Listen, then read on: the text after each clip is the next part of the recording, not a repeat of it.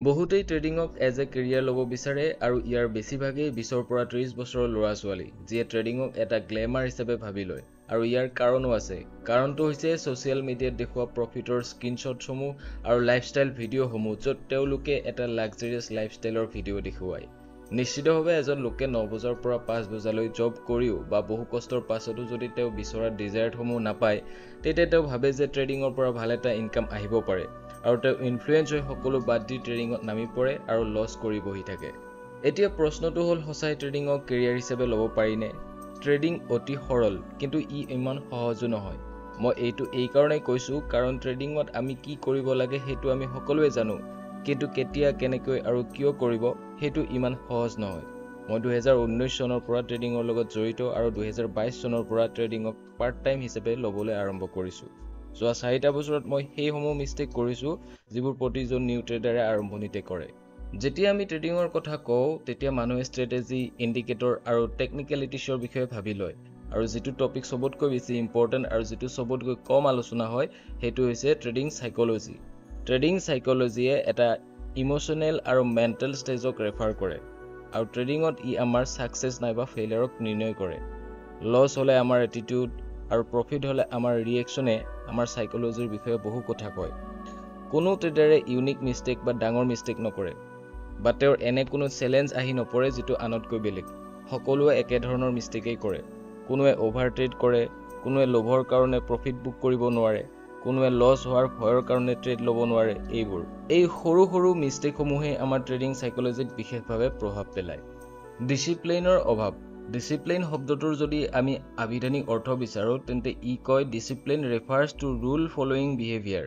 বস্তুসমূহক নিয়ন্ত্ৰণ কৰিবলৈ, বস্তুসমূহক আজ্ঞা দিবলৈ বা শাসনত ৰাখিবলৈ ডিচিপ্লিনৰ ব্যৱহাৰ হয় বা অভ্যাসসমূহক গঢ় দিবলৈ ডিচিপ্লিনৰ ব্যৱহাৰ কৰা হয়। এনেকুৱা নহয় যে আজি আমি কিবা এটা ভাবিলোঁ আৰু কালিৰ পৰাই সেইটো হ'ব। ফৰ এক্সাম্পল, এজন খেলুৱৈ আছে যিয়ে অলিম্পিকত যাব বিচাৰে। এতিয়া এনেকুৱা হ'ব পাৰিব নেকি যে তেওঁ এদিন খেলিলে আৰু নেক্সট দিনাখনেই অলিম্পিকলৈ চিলেক্ট হ'ল? তেওঁ তাৰ কাৰণে নিজক সাজু কৰিব লাগিব। তেওঁ সদায় নিজৰ পাৰফৰ্মেঞ্চসমূহ ট্ৰেক কৰিব লাগিব, সদায় কিছুমান ৰুলছ ফ'ল' কৰিব লাগিব আৰু সেইমতে তেওঁ নিজৰ পাৰফৰ্মেঞ্চ দেখুৱাব লাগিব।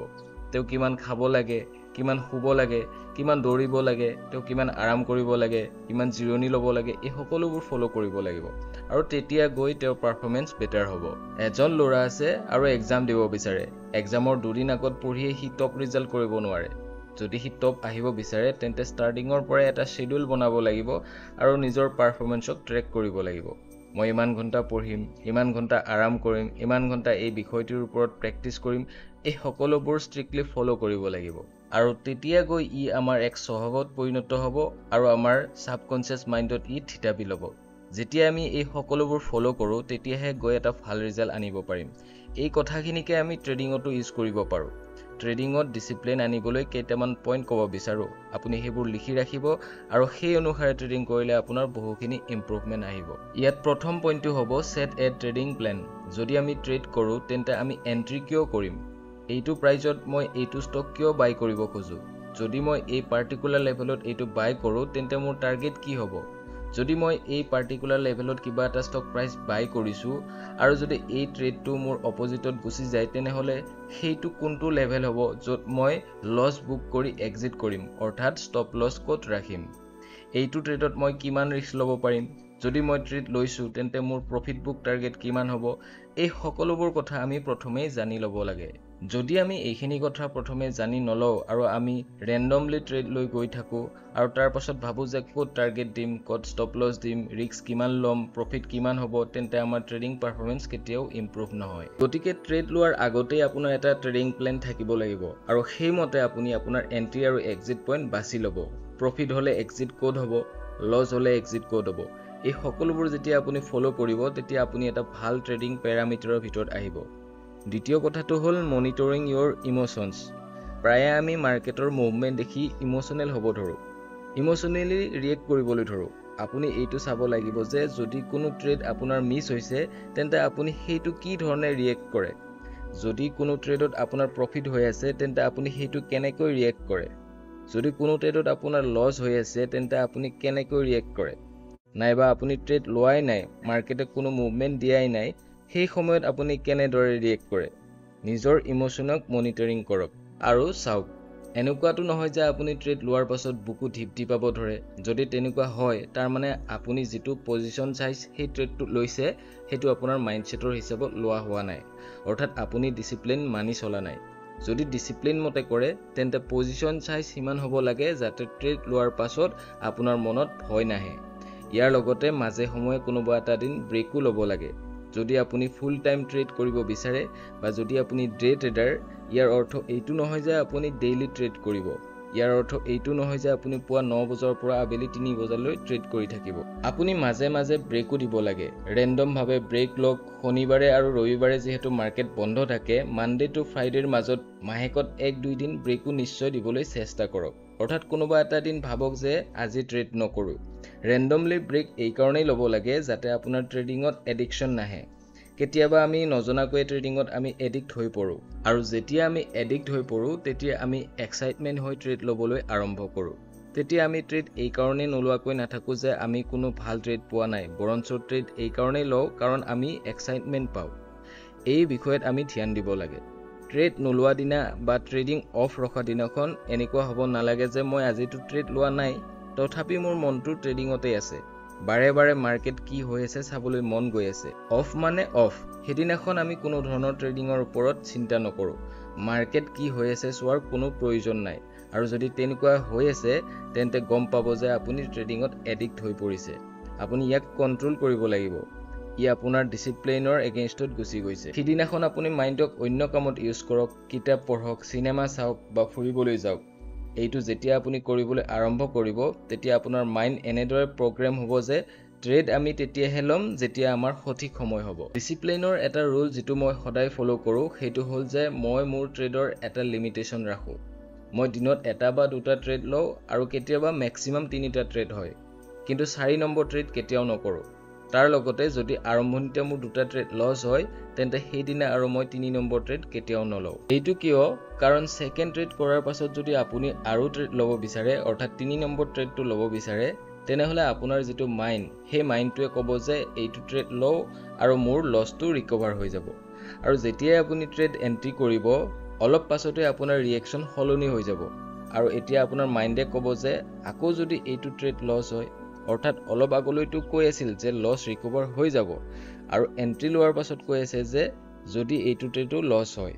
আৰু যেতিয়া এইটো আপোনাৰ মাইন্ডত আহিব ধৰে যে আগৰ দুটা ট্ৰেডৰ দৰে যাতে এইটো লছ হৈ নাযায় তেতিয়া আপোনাৰ মাইন্ডে কোনো ডিসিশন ল'ব নোৱাৰা হৈ যাব হয় অলপ লছ খাই ওলাই আহিব নাইবা অলপ প্ৰফিট লৈয়ে ওলাই আহিব আৰু আপোনাৰ মাইন্ডসেট বেয়া কৰি দিব গতিকে যদি দুটা ষ্টপ লছ হিট হয় যে দিন ইমানে বেয়া আছিল যে আপোনাৰ দুটা ট্ৰেডৰ দুয়োটা ষ্টপ লছ হিট হয় তেন্তে ইটস ওকে ইটস ফাইন আপুনি মাৰ্কেটৰ পৰা ওলাই আহক অলপ প্ৰফিটত ওলাই আহাটো সহজ কিন্তু লছ হলে ওলাই আহাটো সহজ নহয় কিন্তু যিদিনাখন ডিসিপ্লিন মানি আপুনি লছত মাৰ্কেটৰ পৰা ওলাই আহিব শিকিব সেই দিনাৰ পৰাই আপুনি এজন ডিসিপ্লিন আৰু প্ৰো ট্ৰেডাৰৰ লিষ্টত অন্তৰ্ভুক্ত হ'ব আনটো কথা হ'ল পাৰফৰমেন্সক ট্ৰেক কৰা আপুনি এইটো কেনেকৈ গম পাব যে আপুনি আজি কালিতকৈ ভাল ট্ৰেডিং কৰিছে বা যোৱা মাহতকৈ এই মাহত আপুনি বেছি ভাল ট্ৰেড কৰিছে এইটো তেতিয়া সম্ভৱ হ'ব যেতিয়া আপুনি ইয়াক ট্ৰেক কৰিবলৈ ধৰিব এজন এথলেটিকে যেতিয়া নিজক প্ৰিপাৰেচন কৰে তেন্তে তেওঁ সদায় নিজৰ পাৰফৰমেন্সক ট্ৰেক কৰি গৈ থাকে আজি মই 100 মিটাৰ কিমান সময়ত পালো 200 মিটাৰ কিমান সময়ত পালো কালি কিমান সময় লাগিছিল মোৰ এভাৰেজ স্পিড কিমান এই সকলোবোৰ সৰু সৰু বস্তু তেওঁ ৰেগুলাৰ ট্ৰেক কৰে আৰু তাৰ পাছত শেষত গৈ 6 মাহ পাছত এবছৰ পাছত তেওঁৰ পাৰফৰমেন্স আগতকৈ বেটাৰ হ'বলৈ ধৰে এইটোৱে আপুনি ট্ৰেডিংতো কৰিব লাগে এতিয়া কেনেকৈ কৰিব ইয়াৰ কাৰণে আপুনি এটা ট্ৰেডিং জাৰ্নেল বনাব লাগিব ট্ৰেডিং জাৰ্নেল হ'ল আপোনাৰ ট্ৰেডিং ডাটা য'ত আপুনি আপোনাৰ ট্ৰেডিংৰ বিষয়ে লিখি থয় এটা ডায়েৰী হ'ব পাৰে বা এটা এক্সেল শিটো হ'ব পাৰে আজি মই 9:30 ত টাটা মটৰছৰ 100টা শেয়াৰ বাই কৰিছো তাৰ পাছত কিয় বাই কৰিলে তাৰ কাৰণ লিখিব যদি আপুনি ডিসিপ্লিন মতে ট্ৰেড কৰি আছে তেন্তে আপোনাৰ লগত এনে এটা কাৰণটো থাকিব যাৰ কাৰণে আপুনি ট্ৰেড বাই কৰিছে তাৰ পাছত লিখিব সেই ট্ৰেডটোৰ ৰিজাল্ট কি হ'ল আপুনি প্ৰফিট বুক কৰিলে টাৰ্গেট হিট হল নে লছত ওলাই আহিল যদি লছ হৈছে তেন্তে আপুনি কি ভুল কৰিছে যাৰ কাৰণে আপোনাৰ লছ হল তাৰ পাছত ৰিমাৰ্ক লিখিব ট্ৰেডটো চলি থকা সময়লৈ আপোনাৰ সাইকোলজি কেনে আছিল আপুনি ভয় খাই আছিল ইমোশনাল হৈ আছিল নে ওভাৰ কনফিডেন্সত আছিল এই সকলোবোৰ যেতিয়া আপুনি নোট কৰিব আৰু উইকলি মান্থলি যেতিয়া আপুনি এইবোৰ চাব তেতিয়া গম পাব যে মই এইটো ভুল কৰিছো যাৰ বাবে মোৰ লছ বেছি হৈ আছে তেতিয়াহে আপুনি আপোনাৰ ট্ৰেডিং ইমপ্ৰুভ কৰিব পাৰিব যদি আপুনি লিখি নাৰাখে 10 দিন 15 দিন পাছত আপুনি আকৌ সেই ভুলটোকেই কৰিব যেতিয়া আপুনি লিখি ৰাখিব তেতিয়া দেখিব যে এইখিনি মোৰ ভুল হৈ আছে ইয়াক মই ৰেগুলাৰ ভুল কৰি আহিছো গতিকে এইখিনি মই শুধৰণি কৰিব লাগিব আৰু তেতিয়া গৈ আপোনাৰ পাৰফৰমেন্স ইমপ্ৰুভ হ'বলৈ ধৰিব যদি আপুনি এজন সফল ট্ৰেডাৰ হ'ব বিচাৰে তেন্তে এইটো কথাত সদায় ফোকাস কৰিব যে আপোনাৰ ডিসিপ্লিনে কি কয় এনেকুৱা হ'ব পাৰে যে যিটো ট্ৰেডিং ষ্টাইলত আপুনি ট্ৰেড কৰে অন্য এজনে বেলেগ এটা ষ্টাইলতো কৰিব পাৰে কিন্তু আপুনি জানিব লাগে যে আপোনাৰ ট্ৰেডিং ষ্টাইলে কি কয় আনৰ ট্ৰেডিং ষ্টাইল চোৱাৰ প্ৰয়োজন নাই আপোনাৰ ট্ৰেডিং ষ্ট্ৰেটেজিয়ে যি কয় আপুনি সেইটোৱে ষ্ট্ৰিক্টলি ফলো কৰিব লাগিব এনেকুৱা হ'ব পাৰে যে কোনোবা এটা XYZ লেভেলত আপোনাৰ ষ্ট্ৰেটেজিয়ে কৈছে যে ইয়াত বাই হ'ব কিন্তু সেই একে সময়তে আন কাৰোবাৰ এজনৰ ট্ৰেডিং ষ্ট্ৰেটেজি মতে সেই পাৰ্টিকুলাৰ লেভেলত সেলিং হ'ব পাৰে আপুনি এইটো চাব নালাগে যে সেই মানুহজনে সেলিং কৰিছে সেইটো তেখেতৰ ষ্ট্ৰেটেজি যদি আপোনাৰ ষ্ট্ৰেটেজিয়ে বাইং কৈছে তেন্তে আপুনি বাইং কৰিব হ'ব পাৰে সেইটো ট্ৰেডে আপোনাৰ ষ্টপ লছ হিট কৰিব পাৰে কিন্তু আপুনি এটা ষ্ট্ৰেটেজি ব্যৱহাৰ কৰিব আৰু ইয়াক ডিসিপ্লিন হৈ ফলো কৰিব টু মেনি এক্সপেক্টেশন ষ্টক মাৰ্কেটটো যোৱা এনেকৈ বহুতেই কোৱা হয়তো আপুনি শুনিব এজন ব্যক্তিয়ে যেতিয়া নতুনকৈ ট্ৰেডিংলৈ আহে তেতিয়া তেওঁ বহুত জোশ লৈ ট্ৰেডিং আৰম্ভ কৰে উৎফুল্লিত হৈ থাকে মাৰ্কেটৰ পৰা বহুত প্ৰফিট কৰিম কিন্তু সেই ব্যক্তিজনক যদি আপুনি 6 মাহ 7 মাহ পাছত সোধে তেতিয়া কি ক'ব ষ্টক মাৰ্কেট কেৱল যোৱা হয় জানো সঁচাকৈ ষ্টক মাৰ্কেট যোৱা নেকি